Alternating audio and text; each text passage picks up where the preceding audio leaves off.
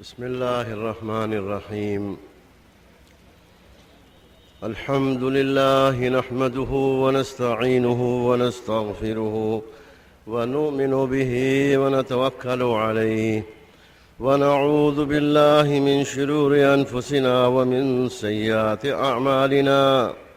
من يهده الله فلا مضل له ومن يضلله فلا هادي له، ونشهد أن لا إله إلا الله وحده لا شريك له، ونشهد أن سيدنا ونبينا وحبيبنا محمدًا عبده ورسوله، أرسله بالحق بشيرا ونذيرا وداعيا إلى الله بإذنه وسراجا منيرا. وصلى الله تعالى على خير خلقه محمد وآله وأصحابه وبارك وسلم تسليما كثيرا. أما بعد، فأعوذ بالله من الشيطان الرجيم. بسم الله الرحمن الرحيم. والذين جاهدوا فينا لنهدينهم سبلنا وإن الله لمع المحسنين. وقال النبي صلى الله عليه وسلم: لغدوة في سبيل الله أو روحة خير من الدنيا وما فيها. وأيضا قال: من سلك طريقا يلتمس فيه علما سهل الله له به طريقا إلى الجنة، أو كما قال عليه الصلاة والسلام. قابل احترام بزرگوں اور بھائیوں، بہت توجہ دھیان سے بات سننی ہے. اللہ جل شانہ عم نوالہ نے ہم سب کو اس مبارک کام سے، اس قرن اول والی محنت سے تعلق دیا ہے اور نسبت عطا فرما دی ہے. اس نسبت کی اور اللہ کی طرف سے دی ہوئی اس نعمت کی قدردانی کی اللہ ہمیں توفیق عطا فرمائے. اللہ جل شانہ عم نوالہ نے قرن اول کی دولت دی ہے، اور محنت وہ ہے جس سے امت کی کھوئی ہوئی امت کی استعداد و صلاحیت لوٹ کر آئے گی. اللہ نے وہ کام ہمیں عطا فرمایا ہے. کام کیا ہے؟ زندگی بھر کا سودا ہے. زندگی بھر مرتے دم تک کرنا ہے، اور کرتے کرتے مرنا ہے، مرتے مرتے کرنا ہے. سیدھے بیٹھ جاؤ، سیدھے بیٹھ جاؤ. کام مرتے دم تک کرنا ہے، کرتے کرتے مرنا ہے. اور میرے بزرگوں اور بھائیوں، کام کرنے کا ارادہ کریں گے تو اللہ جل شانہ بھی ہم سے کام لینے کا فیصلہ کر دیں گے. تو سب نیت کرو کہ انشاءاللہ موت تک کام کریں گے. نعمت کی قدردانی یہی ہے کہ میرے بزرگوں اس مبارک محنت کے تقاضوں پر اپنی جان اور اپنا مال جھونک دیں اور جان مال کی بازی لگا کر اس کام کو کریں. اللہ نے قرآن میں تعریف فرمائی، اس سے اچھا کس کا دین ہو سکتا ہے جو لوگوں کو اللہ کی طرف بلائے اور خود بھی عمل کرے. اس سے اچھا کس کا دین ہو سکتا ہے جو لوگوں کو اللہ کی طرف بلائے اور خود بھی نیک عمل کرے اور یہ کہے کہ میں مسلمانوں میں سے ہوں. وَمَنْ أَحْسَنُ قَوْلًا مِّمَّنْ دَعَا إِلَى اللَّهِ وَعَمِلَ صَالِحًا وَقَالَ إِنَّنِي مِنَ الْمُسْلِمِينَ. میرے بزرگوں، اس وقت میں مجمع میں اللہ کے وہ بندے بھی ہیں جو نقدر اللہ کے راستے میں جا رہے ہیں. اللہ کرے ہم لوگ بھی ان پرانوں میں اور ان قربانی دینے والوں میں ہم بھی ہو جائیں کہ جب بھی آواز لگے تو ہمیں پیچھے جانے کا ارادہ ہی بدل جائے، واپس جانے کے ارادے بدل جائیں. صحابہ کی یہی صفت تھی، جب آواز لگتی تھی تو جان دینے کے جذبے سے اپنے آپ کو کھڑا کر دیتے تھے. اس وقت میں جو لوگ اللہ کے راستے میں جا رہے ہیں بڑے قابل قدر ہیں وہ لوگ جو واپس کسی وجہ سے آج نہیں جا رہے اور واپس جانے والے ہیں وہ تو روتے ہوئے جائیں اور استغفار کرتے ہوئے جائیں، یا اللہ نقد تیرے دین کی آواز لگی اور ہم کیوں نہیں جا رہے؟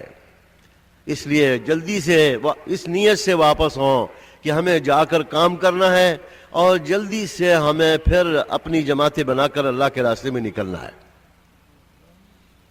سارے عالم کی ذمہ داری ہے اس امت کے مسلمان پر، سارے عالم کی ذمہ داری ہے اس امت کے مسلمان پر، اور یہ مسلمان اللہ کی مدد اس کے ساتھ ہو جاتی ہے جب حضور صلی اللہ علیہ وسلم والے کام کی ذمہ داری اوڑھ لیں۔ اللہ کی مدد اس کے ساتھ ہو جاتی ہے۔ ذمہ داری اٹھانے کے بقدر اللہ تعالیٰ کی مدد اس کے بندے کے ساتھ ہو جاتی ہے۔ المعونۃ علی قدر المعونہ، کہ ذمہ داری اٹھانے کے بقدر اللہ تعالیٰ کی مدد آتی ہے۔ ہمارے نوجوان بھی، ہمارے بوڑھے بھی، ہمارے مرد بھی، عورتیں بھی، سارے کے سارے حضور صلی اللہ علیہ وسلم کے کام کے ذمہ دار، اور ذمہ داری پر جب یہ امت آئے گی تو اللہ تعالیٰ کی رحمتیں، برکتیں اور اللہ کی طرف سے مددیں، اللہ تعالیٰ کی طرف سے دنیا میں خیر و عافیت اور اللہ کی طرف سے حیات طیبہ کا فیصلہ ہوگا، اور آخرت کی ابد الآباد کی زندگی بنے گی، اللہ اپنی قدرت سے بنائے گا۔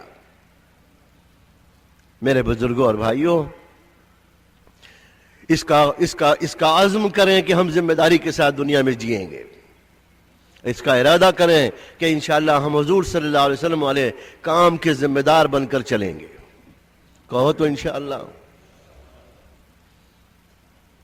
میرے بزرگوں اور بھائیوں، اللہ جل جلالہ عم نوالہ نے یہاں ہمیں بلایا ہے، اور آج ہماری یہ اجتماع کی آخری مجلس ہے۔ ہمیں اپنے قلب کو اللہ کے سامنے پیش کرنا ہے کہ یا اللہ، ہم تیرے دین کے کام کے لیے، تیرے نبی کے کام کے لیے ہم تیار ہیں، اور ہم اب بچی ہوئی زندگی میں تیرے نبی کے کام کو ذمہ داری سے کریں گے۔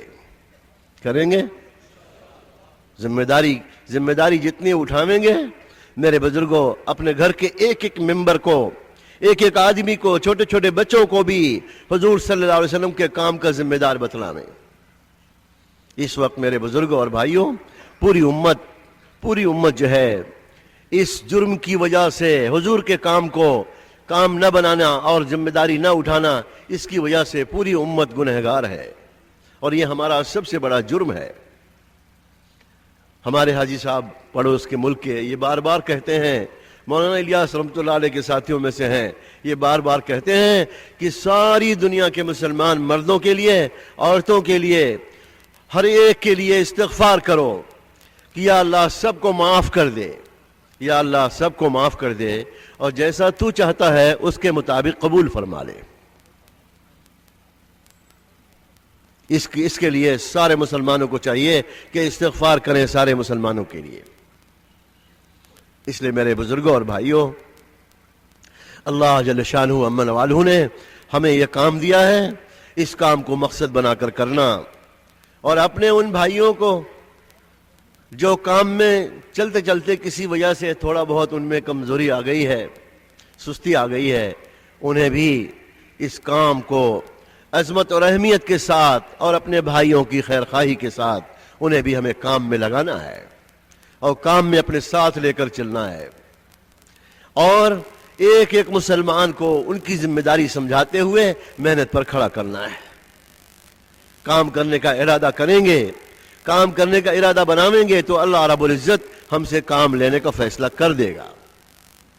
اللہ رب العزت شکل بھی نہیں دیکھتے، کس کی رنگ کیسا ہے، اللہ تعالیٰ جو ہے یہ بھی نہیں دیکھتے کہ جو ہے ظاہری اعتبار سے آدمی کے پاس جو ہے مال ہے یا نہیں ہے۔ اللہ رب العزت دل کو دیکھتے ہیں کہ میرا بندہ دل سے میرا کام کرنا چاہتا ہے۔ اللہ رب العزت بے سر و سامانی کی حالت میں بغیر اسباب کے اللہ تعالیٰ کام لینے کا فیصلہ کر دے گا۔ اس لیے میرے بزرگوں، یہ سارا مجمع اس کی نیت کرے کہ ہم حضور صلی اللہ علیہ وسلم کے کام کو اپنا کام بنا کر کریں گے۔ میرے بزرگوں، اللہ رب العزت نے اسباب دیے ہیں، سوال نہ کریں ہم مخلوق سے. ہم جو ہے اسباب میں اس لیے جاویں گے کہ ہم کسی سے سوال نہ کریں اور حکم کو برتنے کے لیے جاویں گے، احکامات کو برتنے کے لیے جاویں گے کہ اس میں اللہ کا کیا حکم ہے، ہم اس کے مطابق حکم پورا کریں گے. ایمان والا اسباب میں جائے احکامات کو برتنے کے لیے اور یقین اس کا ہو کہ کرنے والی ذات اللہ کی ہے اور ہماری ضرورتیں اللہ کے خزانوں سے جڑی ہوئی ہیں. ہماری ضرورتیں کس سے جڑی ہوئی ہیں؟ اللہ کے خزانوں سے. میرے بزرگوں، اس وقت میں قابل رشک ہیں وہ لوگ جو اللہ کے راستے میں نقد جا رہے ہیں، بیرون بھی جا رہے ہیں، ملک کے اندر بھی جا رہے ہیں. ہاں، اللہ کے راستے کی نقل و حرکت، اللہ اکبر، اس کا کوئی عمل بدل نہیں ہو سکتا. ایک صحابی آئے اللہ کے رسول صلی اللہ علیہ وسلم کی خدمت اقدس میں اور آ کر یہ کہا، اللہ کے رسول،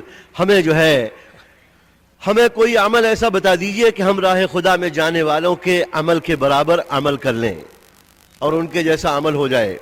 آپ نے فرمایا تم نہیں کر سکتے. انہوں نے کہا حضور بتلائیے میں کروں گا. فرمایا نہیں کر سکتے. پھر کہا اے اللہ کے رسول بتلا دیجئے، میں تو کرنے کے لیے ہی تیار ہوں اور آیا ہوں پوچھنے کے لیے، کروں گا. آپ نے فرمایا نہیں کر سکتے، اور اگر کرنا ہے تو چلو، راہ خدا میں جانے والے جا رہے ہیں اور تم روزہ شروع کرو. افطار اس وقت کرنا جب وہ واپس آئے اور نماز کی نیت باندھو، سلام اس وقت پھیرنا جب وہ واپس آئے. تو انہوں نے کہا حضور یہ تو ہم نہیں کر سکتے.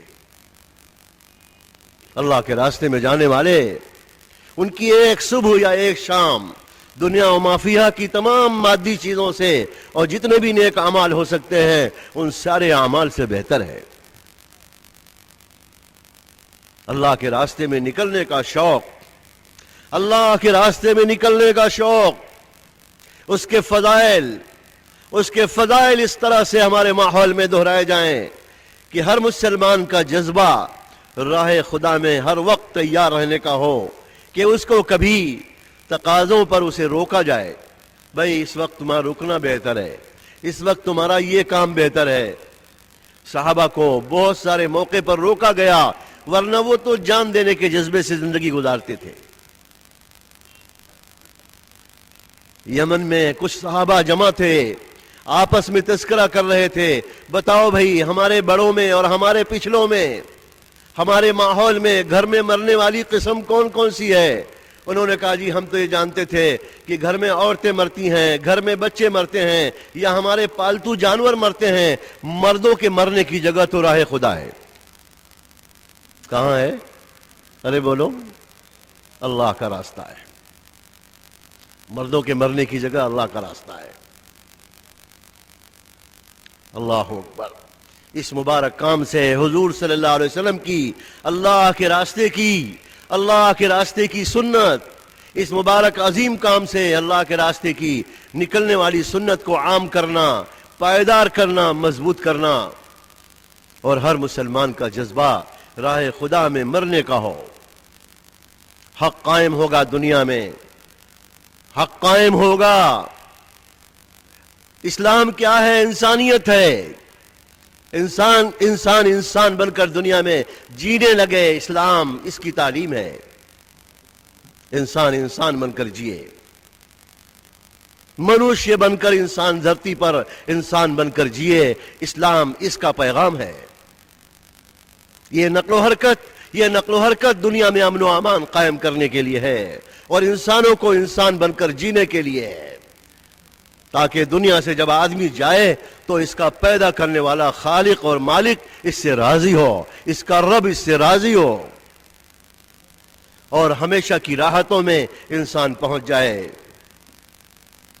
تو میرے بزرگوں، اللہ کے راستے کی تکلیف، تھوڑی دیر کا اللہ کے راستے میں کھڑا ہو جانا،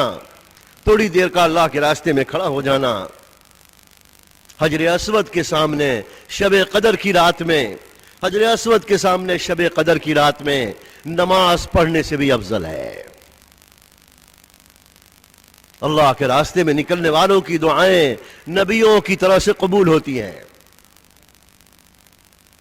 اللہ کے راستے میں نکلنے والوں کی دعائیں کیسی قبول ہوتی ہیں؟ ارے بولیے، نبیوں جیسی قبول ہوتی ہیں۔ حضور اکرم صلی اللہ علیہ وسلم کے سامنے ایک جنازہ لایا گیا، وہ آدمی اس کی جنازے کے لیے حضور آگے بڑھے پڑھانے کے لیے کہ ان کا جنازہ پڑھا دیں۔ حضرت عمر رضی اللہ تعالیٰ عنہ نے فرمایا کہ اللہ کے رسول، یہ آدمی تو بہت ہی فاسق فاجر آدمی ہے، اس آدمی میں تو ہم نے کبھی کوئی نیکی دیکھی نہیں، آپ اس کی جنازے کی نماز نہ پڑھاویں، ہم میں کا کوئی آدمی پڑھا دے گا؟ آپ صلی اللہ علیہ وسلم متوجہ ہوئے مجمع کی طرف، فرمایا ارے بھائی کسی آدمی نے اس آدمی کی کوئی نیکی دیکھی ہے؟ ایک صاحب کھڑے ہوئے کہنے لگے حضور اللہ کے راستے میں ایک مرتبہ ایک قافلہ ٹھہرا ہوا تھا، اس آدمی نے رات بھر جاگ کر اس کی نگرانی کی ہے۔ اللہ کے رسول صلی اللہ علیہ وسلم نے فرمایا کہ جو آنکھ اللہ کے راستے میں جاگی ہو، اللہ کے راستے میں جو ہے جاگی ہو، وہ آنکھ جہنم کی آگ نہیں دیکھ سکتی۔ اور آپ نے جنازے کی نماز پڑھائی اور فرمایا جنازے کی طرف متوجہ ہو کر میت کی طرف کہ تم کو تو تمہارے ساتھی تم کو جہنمی سمجھ رہے تھے، لیکن میں اللہ کا رسول ہو کر کہتا ہوں تم جنتی ہو۔ میرے بزرگوں، صبح کو نکلنے والوں کے برابر شام کو نکلنے والے نہیں ہو سکتے۔ مسجد نبوی سے جمعے کے دن اللہ کے رسول نے جماعت روانہ فرمائی، حضرت عبداللہ ابن رواحہ رضی اللہ عنہ اس جماعت میں تھے۔ وہ جماعت صبح صبح روانہ ہو گئی۔ عبداللہ ابن رواحہ رضی اللہ عنہ ان کا دل تڑپ رہا اور ان کے دل میں اس کی تمنا ہوئی کہ میں حضور کے پیچھے آج جمعے کی نماز پڑھ لوں اور حضور کا خطبہ سن لوں، زندگی کا کوئی ٹھیک نہیں، واپسی ہو یا نہ ہو۔ اس نیت سے ٹھہر گئے اور یہ بھی سوچا میرے پاس آج سواری ہے، میں سواری پہ سوار ہو کر اپنے ساتھیوں کے پاس منزل پر پہنچنے سے پہلے پہنچ جاؤں گا۔ چنانچہ وہ ٹھہر گئے۔ جمعے کی نماز کے وقت میں اللہ کے رسول صلی اللہ علیہ وسلم کی نظر مبارک عبداللہ ابن رواحہ پر پڑی۔ آپ نے فرمایا عبداللہ کیسے میں تمہیں دیکھ رہا ہوں، تم تو صبح کی جماعت میں روانہ کر دیے گئے تھے، تم کیسے ٹھہر گئے؟ تو انہوں نے وہ بات دہرائی کہ اللہ کے رسول میرا یہ ارادہ ہوا۔ آپ نے فرمایا عبداللہ تمہیں معلوم ہے تمہارے ساتھی تم سے کتنا آگے ہو گئے اور تم ان سے کتنا پیچھے ہو گئے، تمہارے ان کے درمیان میں کتنا فرق ہو گیا۔ انہوں نے کہا حضور بس نماز پڑھوں گا، سواری پہ سوار ہو کر ساتھیوں پہ پہنچ جاؤں گا، منزل پر پہنچنے سے پہلے آپ نے فرمایا تمہارے اور تمہارے ساتھیوں کے درمیان میں مشرق مغرب کا فرق ہو گیا، تمہارے ساتھی تم سے 500 برس آگے نکل گئے اور تم ان سے 500 برس پیچھے ہو گئے۔ پھر فرمایا اگر تم زمین کے اوپر کی ساری چیزوں کو خرچ کر کے بھی ان کے درجے تک پہنچنا چاہو تو نہیں پہنچ سکتے ہو۔ اللہ اکبر۔ اللہ کے راستے میں کسی بھائی کو تھوڑی دیر کا سر میں درد ہو گیا۔ کتنا درد؟ کون سا درد؟ تھوڑی دیر کا سر میں درد ہو گیا۔ اللہ رب العزت اس بندے کی اس تھوڑے سے سر کے درد کی وجہ سے اس کی ساری پچھلی گناہوں کو معاف فرما دیتے۔ کہو ماشاء اللہ، ارے کہو تو صحیح ماشاء اللہ۔ جب کوئی بات اچھی لگے تو اللہ اکبر کہو، ماشاء اللہ کہو، جب تو پتہ چلے کچھ دلچسپی سے سن رہے۔ صحابہ کی سیرت میں یہ ساری چیزیں ملیں گی۔ کوئی چیز اچھی شکریہ کی نعمت کی آوے الحمدللہ۔ تو میرے بزرگوں اور بھائیوں، کسی بھائی کو ایک رات کا بخار آ گیا اللہ کے راستے میں۔ کتنی دیر کا؟ ایک رات کا بخار آ گیا۔ اللہ تعالیٰ اس بندے کے اس گناہوں کو اس طرح سے معاف کر دیتے ہیں جیسے ابھی اس کی ماں نے اس کو جنا ہے، ابھی اس کی ماں نے اس کو جنا ہے۔ میرے بزرگوں، اتنا بڑا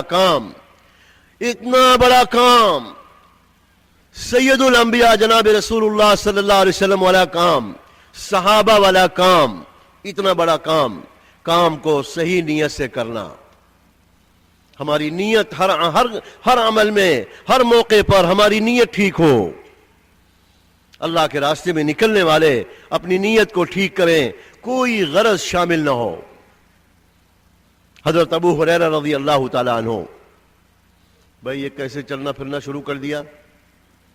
حضرت ابو ہریرہ رضی اللہ تعالی عنہ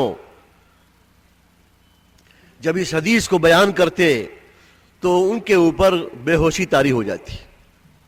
3 آدمی قیامت کے دن پیشی ہوگی ان کی، ایک اس میں مجاہد فی سبیل اللہ ہوگا، اور ایک آدمی اس میں سخی ہوگا، اور ایک آدمی عالم ہوگا، قرآن کا قاری ہوگا۔ تینوں آدمی سے حق تعالی ان کی نیت کی کارگزاری لیں گے۔ وہ کہیں گے یا اللہ ہم نے تیرے لیے کیا تھا، ہم نے تیرے لیے کیا تھا، ہم نے تیرے لیے کیا تھا۔ حق تعالی شانہ فرمائیں گے نہیں، جب تم نے کیا تھا تو تمہاری نیت میری رضا کی نہیں تھی، تم نے تو اس لیے کیا تھا تم کو بہادر کہا جائے، تم نے اس لیے کیا تھا تم کو عالم و قاری کہا جائے، تم نے تو اس لیے کیا تھا تمہیں سخی کہا جائے۔ دنیا میں کہا جا چکا، آج تمہارے لیے اس پر کوئی اجر و بدلہ نہیں ہے۔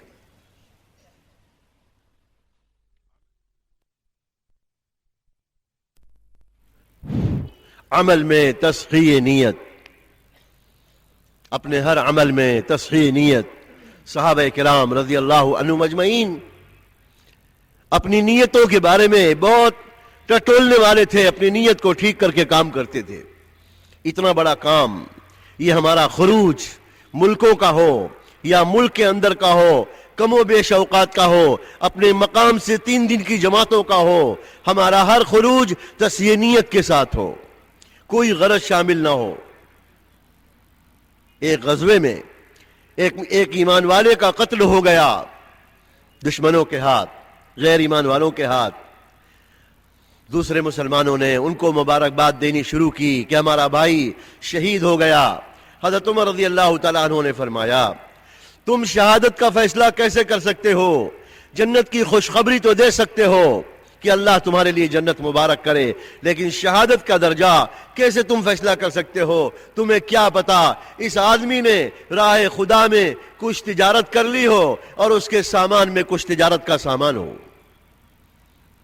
حضرت مولانا یوسف صاحب رحمۃ اللہ علیہ فرماتے تھے حج کا فریضہ زندگی میں ایک مرتبہ ہے، اور حج کے فریضے میں شریعت نے مباح کر دیا کہ کوئی آدمی کوئی چیز خرید لے اور کوئی چیز بیچ دے، یہ مباح کر دیا شریعت نے، لیکن راہ خدا میں اعلاء کلمت اللہ کی خاطر، ایمانی نقل و حرکت کی خاطر نکلنا، اس میں اتنی بھی گنجائش نہیں ہے، اس کی بھی گنجائش نہیں ہے۔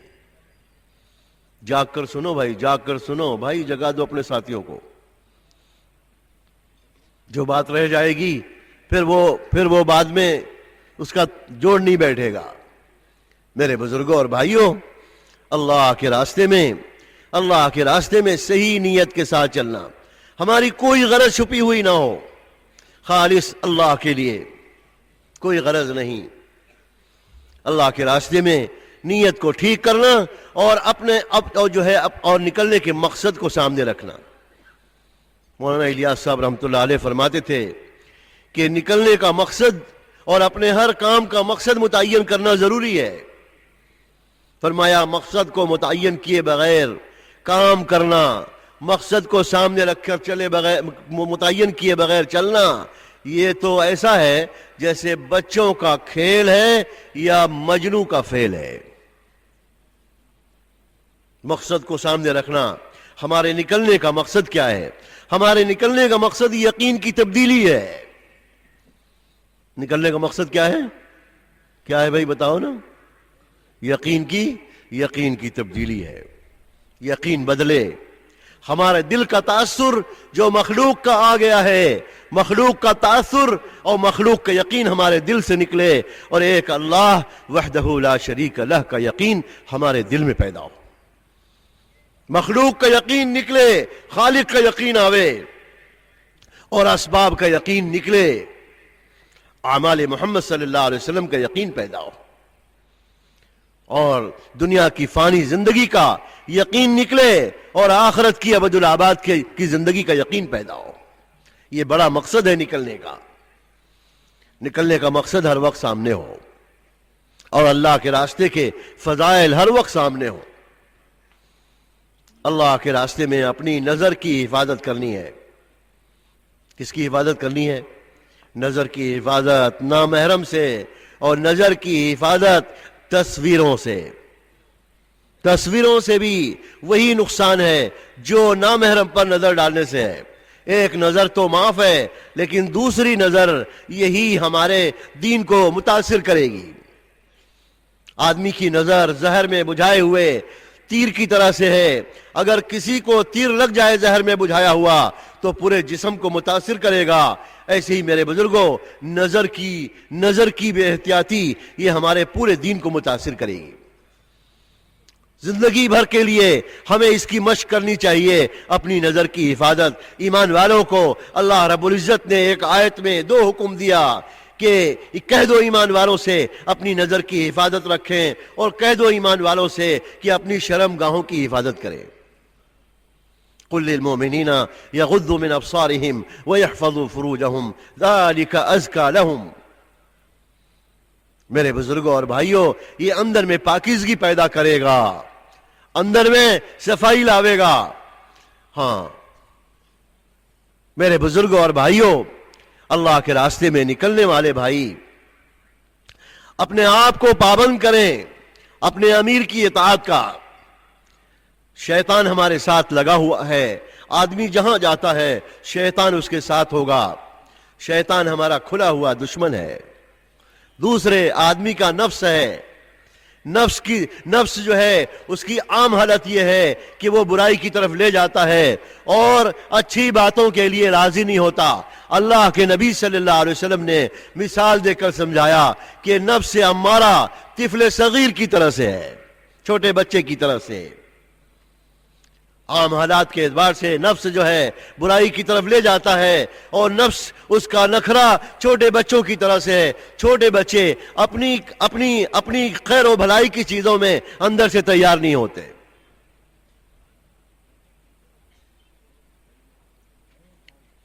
گھر ماں باپ جو ہے اس بچے کو نہلانا چاہتے ہیں، وہ نہانا نہیں چاہتا. اس کی میل چھڑانا چاہتے ہیں، وہ میل چھڑانے نہیں دیتا.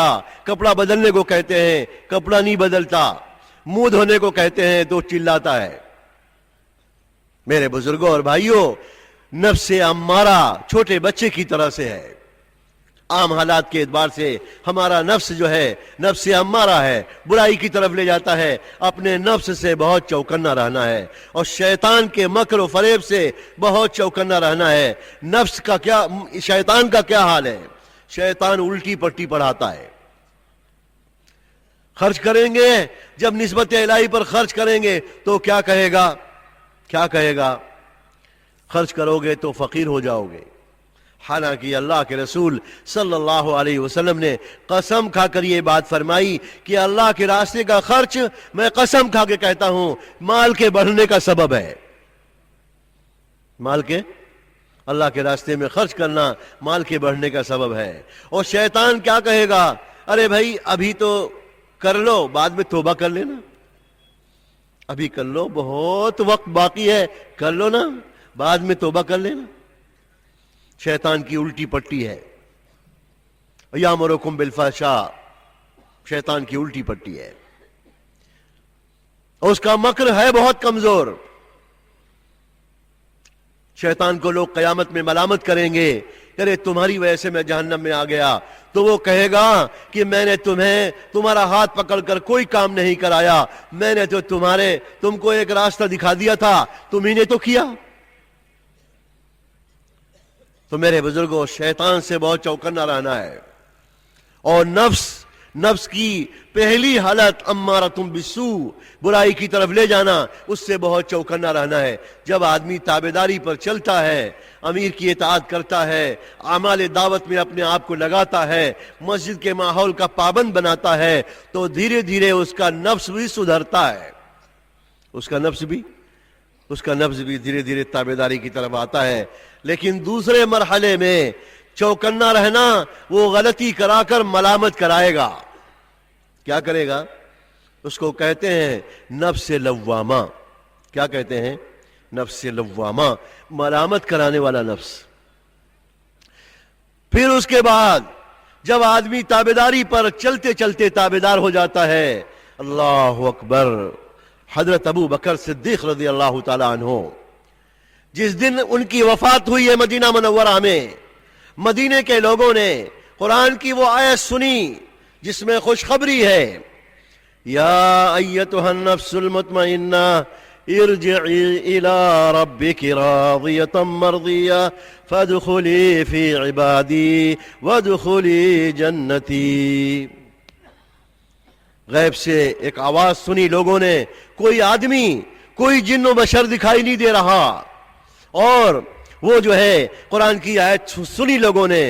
حضرت ابو بکر صدیق رضی اللہ عنہ اس امت میں سب سے زیادہ اللہ اس کے رسول کے حکم کے تابعدار تھے، اور سب سے زیادہ وزنی ایمان ان کا۔ اللہ کے رسول نے فرمایا اگر ساری پوری امت کے ایمان والوں کے اگر ایمان کو ترازو کے پلے میں رکھ دو اور دوسرے پلے پر ابو بکر صدیق کے ایمان کو رکھ دو، ابو بکر کا ایمان وزنی ہو جائے گا۔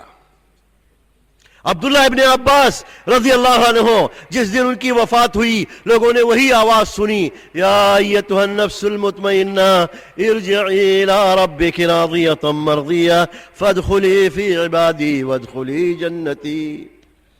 نفس مطمئنہ پر آنا ہے۔ کس پر آنا ہے؟ ارے بولو، نفس مطمئنہ، اپنا نفس بنانا ہے، تابعداری پر آنا ہے، تابعدار ہو کر چلنا ہے۔ اسلام تابعداری کا نام ہی ہے، اور بندگی اسی کو کہتے ہیں، بندہ بن کر چلنا۔ اللہ اکبر۔ میرے بزرگوں اور بھائیوں، اپنے امیر کی اطاعت میں چلیں گے تو اللہ جل شانہ شیطان کے مکر و فریب سے بھی بچاویں گے، اور دوسرے ہمارے یعنی نفس کے دھوکے سے بھی بچا لیں گے، اور تیسرے ہماری عادتیں بھی تو لگی ہوئی ہیں پچھلی، وہ عادتوں میں اچھی بھی ہیں اور بری بھی ہیں۔ اچھی عادتیں تو بہت اچھی بات، لیکن جو ہماری عادتیں ہیں دوسری، اس سے بھی چوکنا رہنا ہے۔ یہ بری عادتیں بھی ہماری دشمن ہیں۔ اللہ ہم سب کو عافیت سے ان عادتوں سے نکال دے۔ بری عادتوں سے بھی نکلنا ہے، یہ بھی ہمارے لیے بہت ہی بڑی دشمن ہے۔ آدمی کی جو عادتیں ہوتی ہیں نا، اس کو بار بار کھٹکھٹاتی رہتی ہیں، ارے یہ کرو، یہ کرو، یہ کرو۔ چوکنا رہے گا تو انشاءاللہ اپنی عادتوں سے بھی نکل جائے گا۔ حضرت مولانا یوسف صاحب رحمۃ اللہ علیہ فرماتے تھے، آدمی جتنا دور اپنے وطن سے نکلے گا، جتنا دور جائے گا، اتنا ہی جلدی اپنی بری عادتوں سے، اپنے ماحول کی خرابی سے جلدی نکل جائے گا۔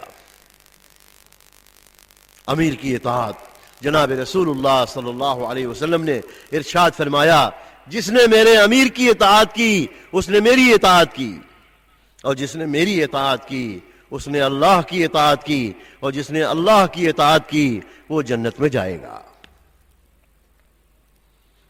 میرے بزرگوں، اپنے واپس جانے والے ہر بندے وہ وقت تقاضے پر جا رہے ہیں، راہ خدا میں جا رہے ہیں، انہیں بھی ان چیزوں کا اہتمام کرنا، اور جو واپس جا رہے ہیں انہیں بھی ان بنیادی باتوں پر دھیان رکھنا ہے۔ امیر کی اطاعت، امیر کے سامنے ایسے رہو جیسے جو ہے مردہ بدست زندہ، اور اطاعت وہاں تک کرنی ہے، تابعدار اپنے آپ کو یہاں تک بنانا ہے کہ جیسے کہ خالق کی نافرمانی نہ ہو۔ عورت کو شوہر کی اطاعت، اور اس شاگرد کو استاد کی اطاعت، محکوم کو حاکم کی اطاعت، اور جماعت کو امیر کی اطاعت وہاں تک کرنی ہوگی جہاں تک خالق کی نافرمانی نہ ہو۔ حد بتا دی اللہ کے نبی صلی اللہ علیہ وسلم نے، لا طاعت لمخلوق فی معصیت الخالق۔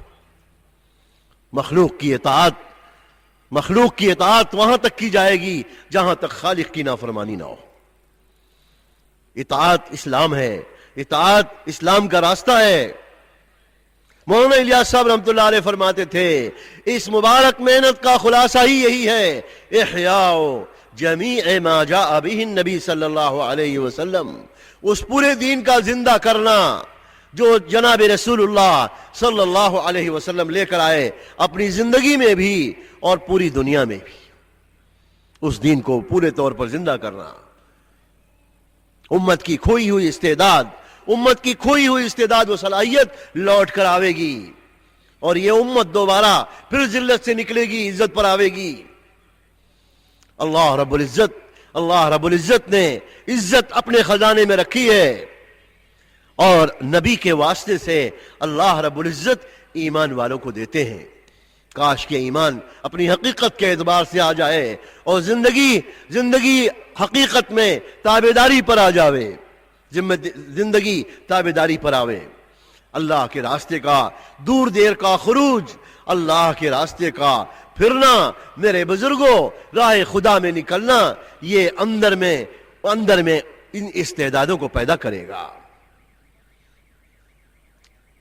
اور دوبارہ یہ امت پھر ذلت سے نکل جائے گی۔ صحابہ خود کہتے ہیں ہم تو لوگوں میں سب سے زیادہ ذلیل لوگ تھے، اللہ نے اسلام کی وجہ سے ہمیں عزت عطا فرمائی، اسلام کی وجہ سے ہمیں اللہ نے عزت عطا فرمائی۔ اپنے امیر کی اطاعت کرنا، تابعدار ہو کر چلنا، تابعداری کا مزاج بنانا۔ جتنا آدمی تابعدار ہو کر چلے گا اس کی زندگی میں اسلام آوے گا۔ میرے امیر جو ہے چاہے اپنے سے عمر میں چھوٹا ہو، امیر چاہے اس کا سر کشمش کے برابر چھوٹا ہو، عمر میں بھی چھوٹا، یا ایسا امیر جس کا سر کشمش کے برابر چھوٹا ہے۔ اور اللہ کے نبی صلی اللہ علیہ وسلم نے تیسری حدیث میں فرمایا چاہے تمہارا امیر حبشی غلام کیوں نہ ہو، حبشی غلام کیوں نہ ہو۔ کبھی باپ ہوگا، بیٹا اس کا امیر اس جماعت میں ہوگا، کبھی فیکٹری کا مینیجر جماعت میں ہوگا، اور اس کا کوئی ملازم اس کا ذمہ دار اس کا امیر ہوگا۔ حضرت اسامہ ابن زید رضی اللہ تعالیٰ عنہ، اللہ کے رسول صلی اللہ علیہ وسلم نے اپنی وفات سے پہلے ان کو سارے بڑے بڑے صحابہ پر امیر بنا دیا، اور یہ حکم فرما دیا کہ اس جماعت کو روانہ کر دو۔ چنانچہ ابو بکر صدیق رضی اللہ عنہ نے حضور کی وفات اور تجہیز و تکفین کے بعد اس جماعت کو اسی طرح سے روانہ کیا جس طرح سے اللہ کے رسول نے جماعت بنا دی تھی۔ لوگوں نے کہا امیر بدل دیا جائے، حضرت ابو بکر نے فرمایا کہ اس جماعت پر امیر کس نے بنایا؟ اللہ کے رسول نے بنایا۔ فرمایا ابو بکر کی کیا مجال ہے کہ جس جماعت میں امیر اللہ کے رسول نے بنا دیا ہو، ابو بکر اس امیر کو بدل دے۔ اسلام ایک زندگی ہے، اور اسلام ایک ضابطہ زندگی ہے، ایک اصول زندگی ہے۔ میرے بزرگوں اور بھائیوں، اللہ کے راستے میں نکلنا اپنے امیر کی اطاعت کے ساتھ، اور وقت کی حفاظت یہ ہماری سب سے پہلی ذمہ داری ہے۔ وقت انسان کی زندگی کا بہت قیمتی سرمایہ ہے۔ ہر آدمی اپنے وقت کی حفاظت کرے، ہر نکلنے والا، ہر آدمی اپنی زندگی کے ہر لمحے کی حفاظت کرے، اپنے وقت کی حفاظت کرے۔ نکلنے والے بڑے مجاہدوں سے نکلتے ہیں، اپنے پیچھے گھر والوں کو چھوڑتے ہیں، اپنے پیچھے اپنا کام کاج چھوڑتے ہیں۔ وقت بہت مجاہدوں سے فارغ ہوا ہے، اس لیے وقت کی حفاظت ہر آدمی کی ذمہ داری ہے۔ بستیوں میں داخل ہونے سے پہلے اور اپنے روزانہ کے مسجد کے مشورے میں میرے بزرگوں، جماعت اللہ کے راستے میں نکلی ہوئی ہے، اپنے مشوروں میں ان چند باتوں کو دہراؤ۔ ایک تو وقت کی حفاظت کی طرف اپنے ساتھیوں کو توجہ دلاؤ، دوسرے اپنے ساتھیوں کو اس پر متحد کرو اور ایک فکر پر لاؤ کہ سب کی فکر یہ ہو کہ اس بستی سے نقد جماعت نکلے۔ جب پوری جماعت فکرمند ہوگی اور اس کو دل پر لے لے گی اور اللہ سے معاملہ کرے گی، یعنی اللہ سے گمان اچھا رکھ کر کے اگر جو ہے فیصلہ کرے گی، تو اللہ رب العزت بھی اپنا فیصلہ کر دیں گے اور اپنے بندوں کو راہ خدا میں نکلنے کی توفیق دیں گے۔ گمان کے خلاف مولانا الیاس صاحب رحمۃ اللہ علیہ یہ حدیث بہت پڑھتے تھے، انا عند ظن عبدی بی، میں بندے کے گمان پر فیصلہ کرتا ہوں۔ یہ بھی فرماتے تھے اگر چند قلوب اور ایک مجموعہ اپنے دل پر کوئی بات لے لیتا ہے، اللہ رب العزت اس پر فیصلہ فرما دیتے ہیں۔ اور ہر جگہ، ہر بستی میں میرے بزرگوں، اس کی فکر کرنا ہر بستی میں کہ مسجدوں کو آباد کرنا اور مسجد کے ماحول سے چاروں طرف سے ایک ایک ایمان والے کو ملاقاتوں کے راستے سے مسجد کے اندر لانا، تعلیمی گشتوں کے ذریعہ اور عمومی گشتوں کے ذریعہ، دیگر اور ملاقاتوں کے ذریعہ، گھر گھر کی ملاقاتیں، ایک ایک بندے پر محنت، اور ہر جگہ جا کر محلے کے لوگوں کو گھر کی ملاقاتیں، بندے کی ملاقاتیں نسبت الہی پر حضور صلی اللہ علیہ وسلم کے کام کی ذمہ داری سمجھانا اور بتانا، اور امت کو نقل و حرکت والی زندگی پر لانا۔ روزانہ کی ملاقاتوں کے راستے سے جو 2.5 گھنٹے، 1 گھنٹے، 1.5 گھنٹے جو ملاقاتیں ہوتی ہیں، اس میں اپنی تعداد بنا کر مسجد کو آباد رکھتے ہوئے مسجد کے ماحول میں گھر کی ملاقاتیں، اور ملاقاتوں کے راستے سے مسجد کے فضائل بتلا کر اس بات کی کوشش کی جائے کہ لوگوں کو مسجد میں لایا جائے۔ اگر وہ مسجد میں آنے کے لیے تیار ہوئے، مسجد کا ماحول ان کے لیے زیادہ بات کے اثر ان کے دلوں پر اثر انداز ہونے کے لیے ذریعہ بنے گا۔ اور اگر کوئی مسجد میں آنے کے لیے تیار نہ ہو تو اس سے وہیں بات کریں اور اس کی وہیں تشکیل کریں۔ ہاں، یہ بات ضرور ہے کہ ان کا مسجد کے لیے وقت مانگیں۔ آج امت اس طرح سے مسجدوں سے دور ہے، اور آج اس طرح سے مسجدوں سے انسیت کم ہو گئی ہے کہ میرے بزرگوں، آج امت کا ایک بڑا طبقہ مؤذن کی آواز پر لبیک کہتے ہوئے مسجد میں بھی آنے کے لیے تیار نہیں ہے۔ میرے بزرگوں اور بھائیوں، اللہ کے راستے میں اور واپس جانے والے بھی اپنے مقام پر، ماشاءاللہ عزائم کی مجلسوں میں آپ کے سامنے یہ بات آئی، واپس جانے والے روزانہ اپنے گھر کی تعلیم اور مسجد کی تعلیم آدھے گھنٹے پر لاویں۔ ہم لوگ پڑوس کے ایک ملک میں گئے، وہاں ایک مسجد میں بہت فجر کے بعد تعلیم چل رہی تھی، بہت بڑا مجمع تھا۔ ہم نے پوچھا یہ لوگ ابھی کیا ہو رہا ہے، بیان ہو رہا ہے یا تعلیم ہو رہی ہے؟ لوگوں نے کہا تعلیم ہو رہی ہے۔ میں نے کہا بہت دیر سے؟ انہوں نے کہا ہاں، نظام الدین بنگلے والی مسجد سے ہمارے پاس پیغام پہنچا بہت دنوں پہلے، تعلیم آدھے گھنٹے کی ہونی چاہیے، تو ہم پہلے ہی دن سے آدھے گھنٹے تعلیم کرتے ہیں۔ اللہ ہم سب کو بھی کرنے کی توفیق دے۔ عمل جب کامل ہوتا ہے تو اس کا فائدہ بھی مکمل ہوتا ہے، اور جب عمل ناقص ہوتا ہے تو اس کا فائدہ بھی ناقص ہو جاتا ہے۔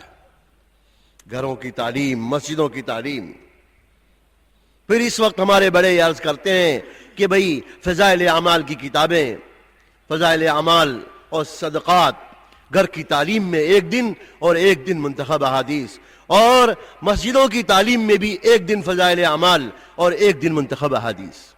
اللہ کے راستے میں نکلنے والے بھائی فضائل کی کتابیں اپنے ساتھ رکھیں، اور اللہ کے راستے میں نکلنے والے صبح کی تعلیم میں فضائل اعمال و صدقات اہتمام سے سنیں۔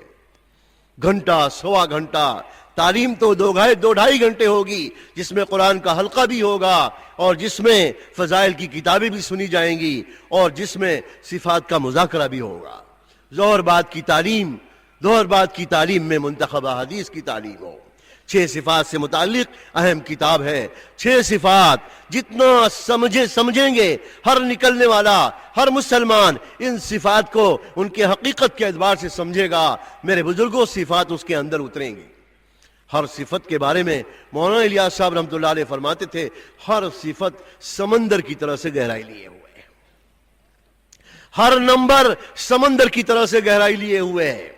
اس لیے ان صفات کو اپنے اندر اتارنے کی فکر اللہ کے راستے میں جانے والے اور مقام پر رہنے والے، ہر وقت آدمی جب کام میں پرانا ہوتا ہے، مولانا سعید احمد خان صاحب رحمۃ اللہ علیہ فرماتے تھے، پرانا ہونے کی علامت یہ ہے، کام میں چلتے چلتے پرانا ہونے کی علامت یہ ہے کہ وہ جو ہے اس کے اندر یہ 6 نمبر اتر رہے ہوں۔ اور دوسری بات فرماتے تھے کہ کہ پرانا ہونے کی پہچان یہ ہے جب اس کے اوپر تقاضا ڈال دیا جائے وہ تیار ہو جائے. اور تیسری بات فرماتے تھے پرانا ہونے کی پہچان یہ ہے کہ وہ انفرادی اعمال کا پابند ہو. اللہ کے راستے میں جانے والے واپس جانے والے وہ تمام محنتوں کے ساتھ اپنی رات کی تہجد کی نماز اور انفرادی اعمال کا خوب اہتمام کریں. اس سے دعوت کی جڑ جمے گی، دعوت کی جڑ جمے گی.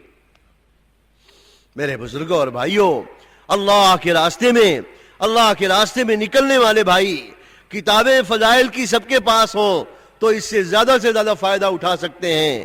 زیادہ سے زیادہ انفرادی طور پر مطالعہ، انفرادی طور پر فضائل کی کتابوں کا مطالعہ بھی نکلنے والوں کے لیے بہت مفید ہے. اور انفرادی طور پر مسائل کا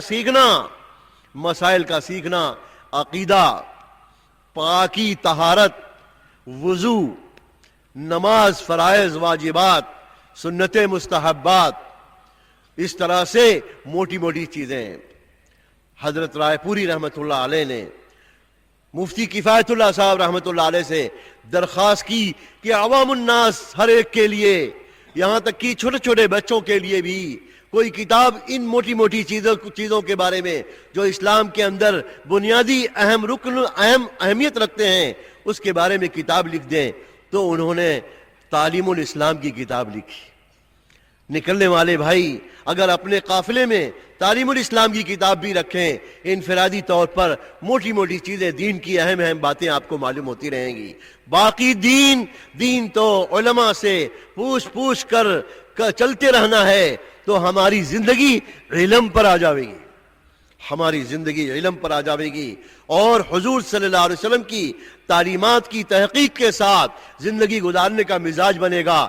جب گھر کے بڑوں کا مزاج ٹھیک ہوتا ہے تو عورت کا مزاج بھی وہی بنے گا اور بچوں کا مزاج بھی وہی بنے گا کہ بھئی ہمارے بڑے تو ہمیشہ علماء سے، جاننے والوں سے پوچھ کر چلتے تھے.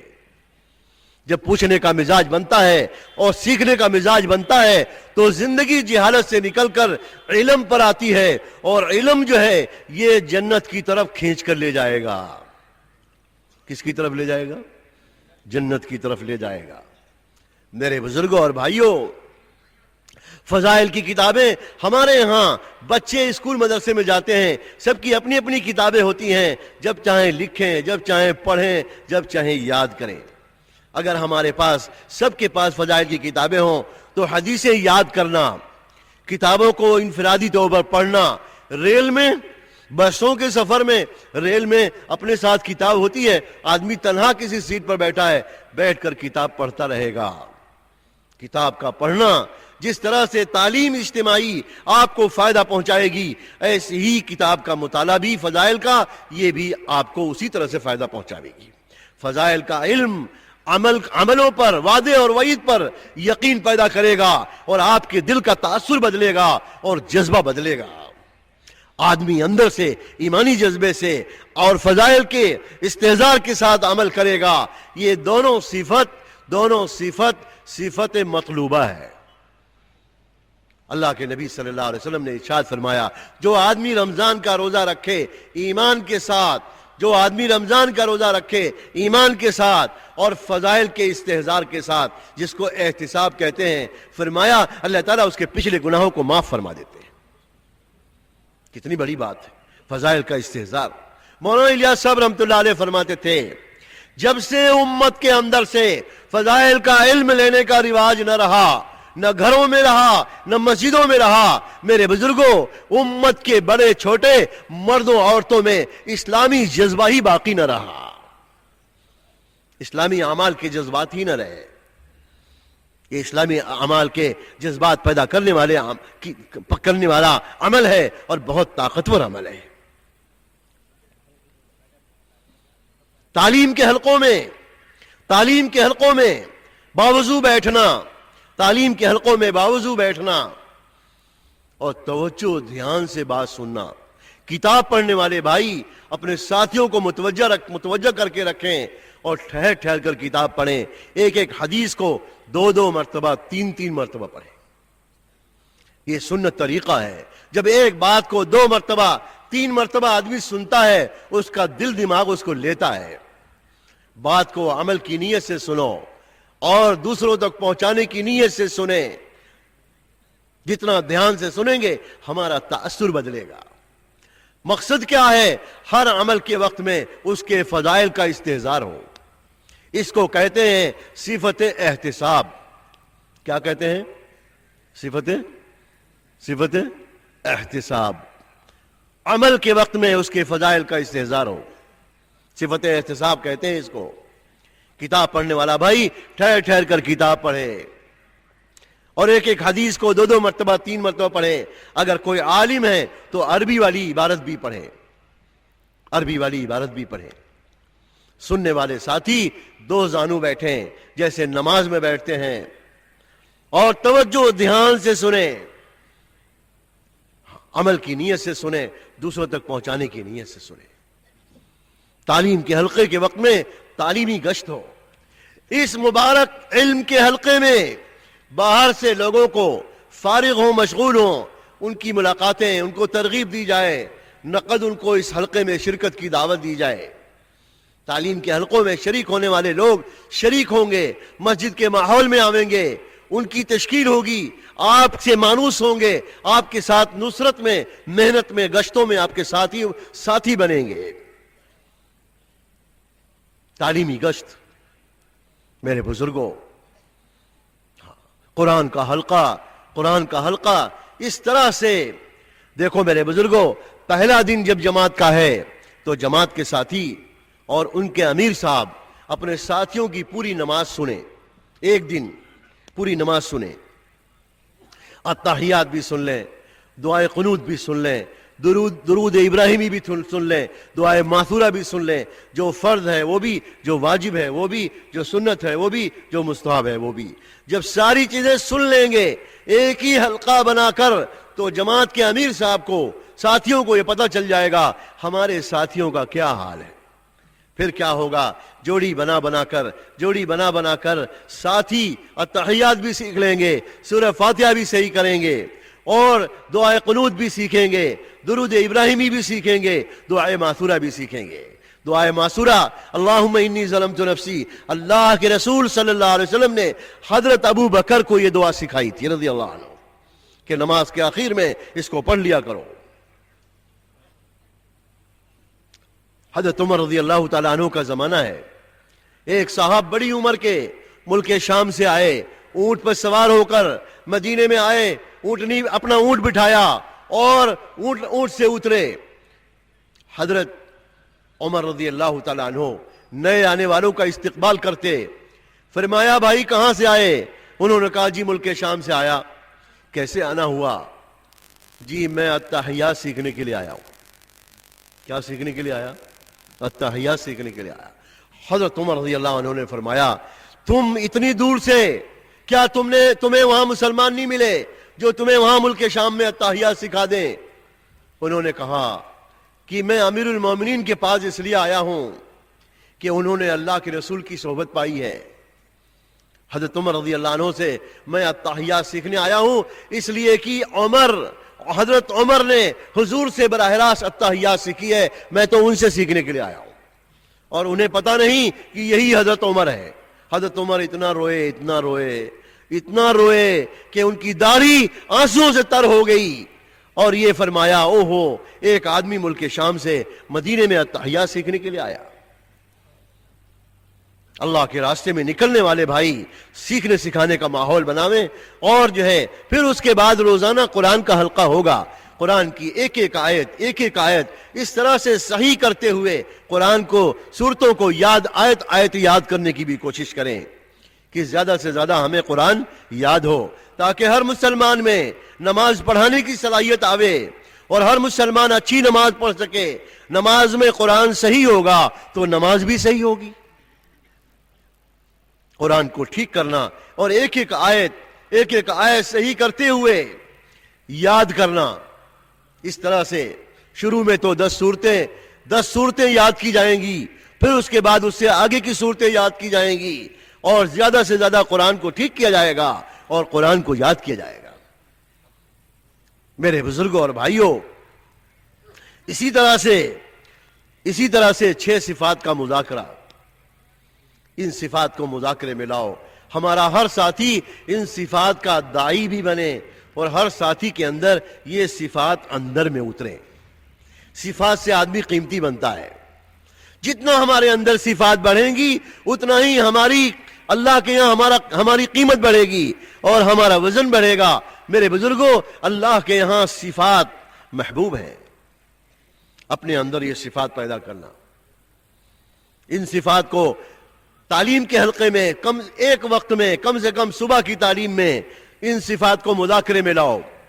ہاں 10 ساتھی ہیں، 12 ساتھی ہیں، اگر 2-3 ساتھی صفات بیان کرنے سے رہ گئے تو ان کو ظہر بعد کی تعلیم میں لے لو۔ قرآن کا حلقہ، قرآن سیکھنے کا حلقہ، یہ جو ہے اگر ساتھیوں میں زیادہ سیکھنے سکھانے کی ضرورت ہے تو ظہر کے بعد بھی حلقہ لگاؤ، 2 مرتبہ حلقے لگاؤ، انفرادی طور پر جوڑی بناؤ ساتھیوں کی، جاننے والے ساتھی دوسرے ساتھیوں کو سکھائیں۔ سیکھنا سکھانا بہت ہونا چاہیے، علم سے ہمارے ساتھیوں کو خوب مناسبت ہونی چاہیے، یہاں تک کہ اپنا پورا دین سیکھنا اور اس کو پوچھ کر چلنے کے مزاج پر آویں۔ صفات کا مذاکرہ سب ساتھی باری باری کر کے کھڑے ہو کر بتائیں۔ صفتوں کا، ان 6 نمبروں کا مقصد بھی سامنے آنا چاہیے، اور اس پر 2-2 3-3 حدیثیں یہ بھی ہمارے ساتھی بیان کریں۔ یاد کریں گے حدیثیں؟ ہاں 2-2 3-3 حدیثیں سب ساتھی یاد کریں، جو واپس جانے والے ہیں وہ بھی یاد کریں۔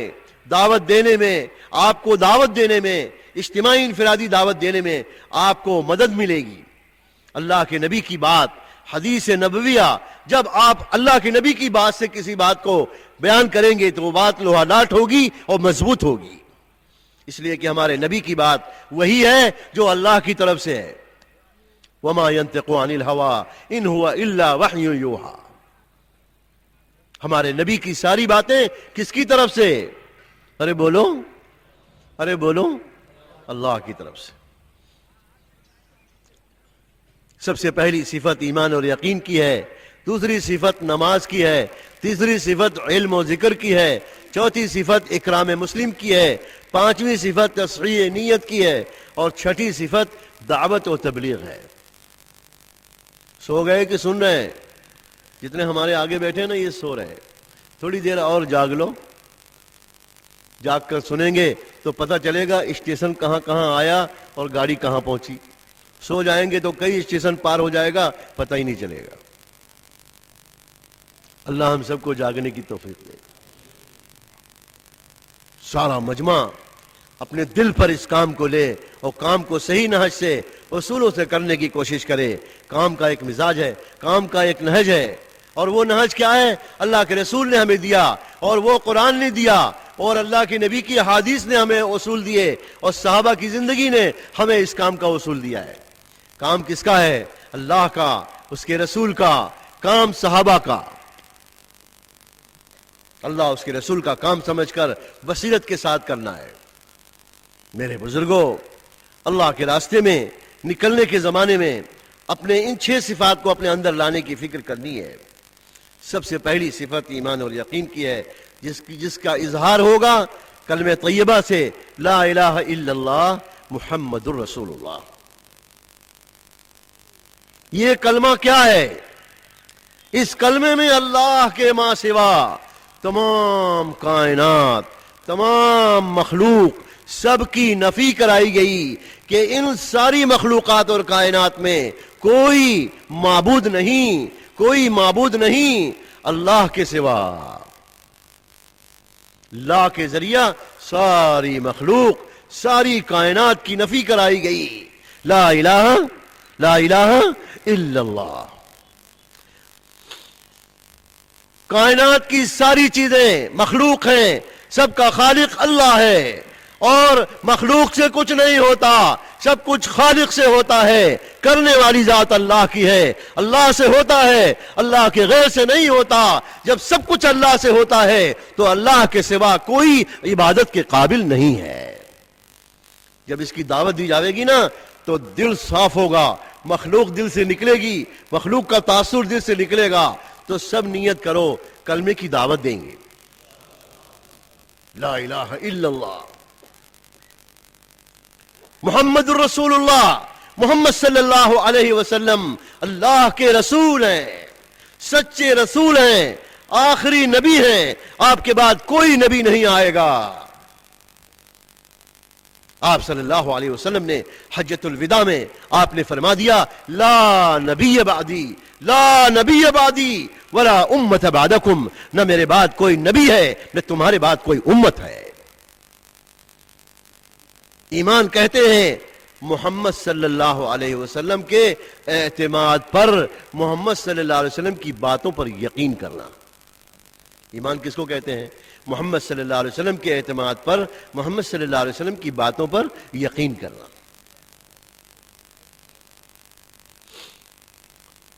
ایک حدیث ہے جناب رسول اللہ صلی اللہ علیہ وسلم نے اس حدیث میں یہ بات فرمائی کہ جس شخص نے, جس آدمی نے مجھ سے اس کلمے کو قبول کر لیا جس کو میں نے اپنے چچا پر پیش کیا اور میرے چچا نے اس کو میری طرف واپس کر دیا, وہی کلمہ نجات کا کلمہ ہے, وہی کلمہ نجات کا کلمہ ہے. دوسری روایت میں ہے جس آدمی نے لا الہ الا اللہ کی گواہی دی اخلاص کے ساتھ وہ جنت میں داخل ہوگا. صحابہ نے عرض کیا اللہ کے رسول کلمے کا اخلاص کیا ہے؟ فرمایا کہ کلمے کا اخلاص یہ ہے کہ یہ کلمہ اس کو حرام کاموں سے روک دے. یہ کلمہ ایمان کا کلمہ ہے, حکموں پر چلائے گا. یہ کلمہ تقوی کا کلمہ ہے, گناہوں سے بچائے گا. ایسا پھلدار درخت یہ کلمہ ہے. اللہ نے قرآن میں مثال دی مثل کلمۃ طیبۃ کشجرۃ طیبہ اصلها ثابت وفرعها في السماء تؤتي اكلها كل حين باذن ربها. اللہ تعالیٰ مثالیں بیان کرتے ہیں اس کلمے کی ایک درخت سے جس کی جڑیں زمین میں اتری ہوئی ہیں اور اس کی شاخیں آسمانوں میں پھیلی ہوئی ہیں اور ہر موسم میں پھل دے. کیوں بھئی یہ کلمے کا درخت ہر موسم میں پھل دے گا.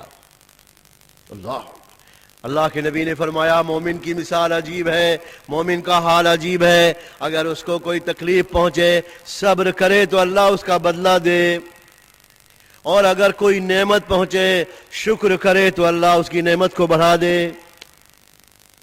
ایمان کا تو کچھ حال ہی اور ہے, ایمان کا کچھ حال ہی اور ہے. ایک صحابی نے پوچھا اللہ کے رسول ایمان کیا چیز ہے؟ آپ نے فرمایا نیکی کا عمل تمہیں خوشی پیدا کرے اور برائی کا عمل تمہیں غمگین کرے تو تم مومن ہو.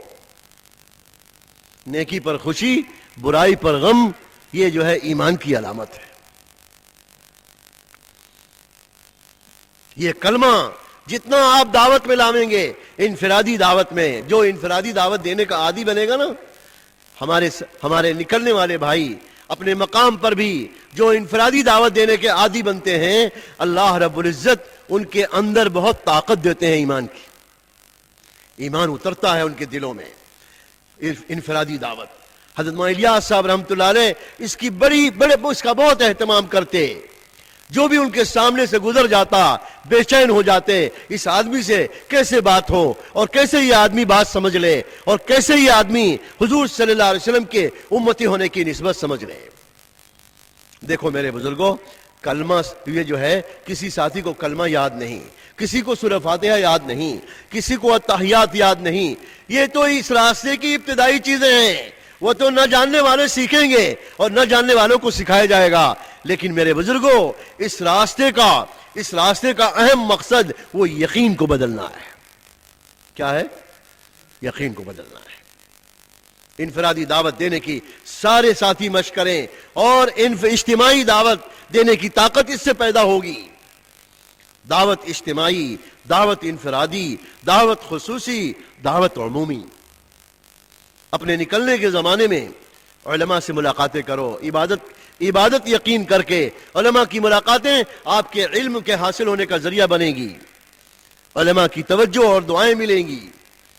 علماء کی ملاقاتیں, خواص کی ملاقاتیں, دنیا کی لائن کے, مال و منصب کی لائن کے لوگ, ان کی حقارت دل میں نہ ہو, ان کا اکرام بھی ہو, ان کی چیزوں سے متاثر بھی نہیں ہونا. اور اس فکر کے ساتھ ملاقات کرنا کہ ان کی استعداد و صلاحیت اللہ کے دین پر لگے اور یہ حضور صلی اللہ علیہ وسلم کے کام کی ذمہ داری پر چلنے والے بن جائیں، ورنہ آدمی اپنی دنیا کی چھوٹی چھوٹی حاجتوں اور ضرورتوں میں اٹک کر رہ جائے گا۔ ملاقاتیں ہر بستی میں جہاں جائیں آپ، یہ تو ضمن میں آ گئی بات، میں 6 نمبر بیان کر رہا تھا، تو اس کلمے کی دعوت، تعلیم کی، اور جو ہے اسی طرح سے ایمانی مجلسوں میں بیٹھ کر ایمان کی باتیں سننا اور اپنے اندر صحیح یقین اتارنے کی مشق کرنا۔